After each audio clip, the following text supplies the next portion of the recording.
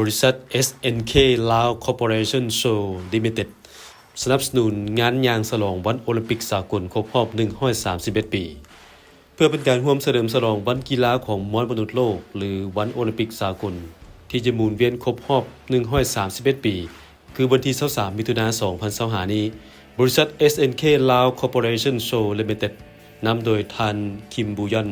ผู้บริหารของบริษัทและท่านลิขิตอินทวงศ์ผู้อำนวยการฝ่ายขายและการตลาดของบริษัททั้งเป็นรักษาการประธานสหพันธ์กีฬาบิลเลียดสนุกเกอร์แห่งชาติลาว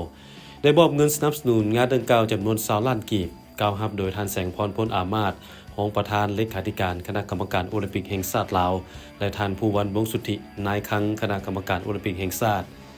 การสนับสนุนครั้งนี้ย้อนเห็นได้ถึงความสำคัญของวันดังกล่าวทุกปีบรรดาประเทศสมาชิกของคณะกรรมการโอลิมปิกสากลหรือ IOC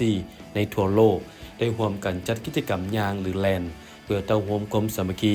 และระลึกถึงวันโอลิมปิกสากลโดยงานแลนครั้งนี้คณะกรรมการโอลิมปิกแห่งชาติลาวจะจัดขึ้นวันที่22 มิถุนายน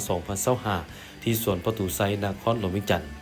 สำหรับบริษัท SNK Lao Corporation Show Limited เป็นบริษัทก่อสร้างชั้นนำในประเทศลาวมีผลงานก่อสร้างหลายโครงการเป็นต้นสถานทูตสาธารณรัฐเกาหลีตึกบูยองและโครงการอื่นๆซึ่งทางบริษัทมีนโยบายร่วมสุขอยู่สนับสนุนวงการกีฬาลาวเพื่อให้เติบใหญ่ขยายตัวให้เทียมทันกับภาคพื้นและสากล